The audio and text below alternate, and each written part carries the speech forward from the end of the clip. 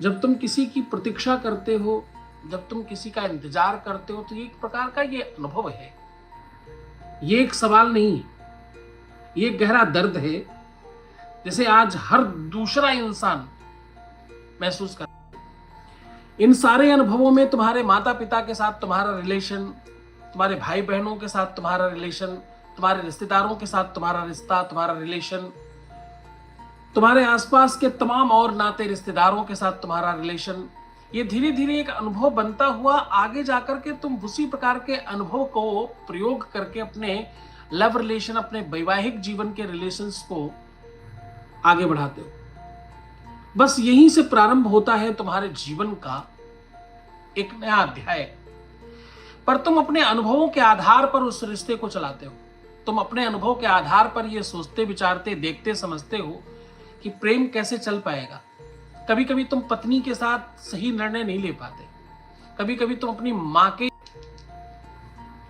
तरफ खड़े होकर एक तरफा बात सुनकर पत्नी की तरफ बुरा व्यवहार कर बैठते हो। कभी कभी पत्नी की तरफ खड़े होकर मां से बुरा व्यवहार कर बैठते हो। इस देश में मैं सलाम करूंगा मुस्लिम संप्रदाय को एक विषय पर कि मुस्लिम संप्रदाय में आपको वृद्धाश्रम कम से कम मिलेंगे।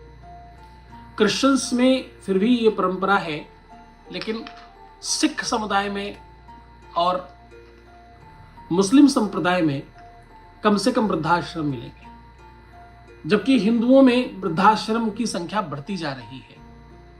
ये प्रेम की विडंबना ही तो है, जिसने तुमको पाला है, पोसा है, बड़ा किया है, खुद गीले में रहकर तुम्हें सूखे में रखी है। अगर तुम उसके नहीं हुए तो तुम सोच लो किसके और हो पाओगे। तुम किसके होगे और किस प्रकार के होगे। तुम में से बहुत सारे लोग अतिशय प्रेम में हैं। तुम में से बहुत सारे लोग उस अटूट प्रेम के बंधन के अनुभव में हैं।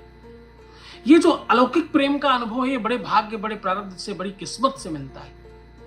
ये हर किसी के नसीब में नहीं है।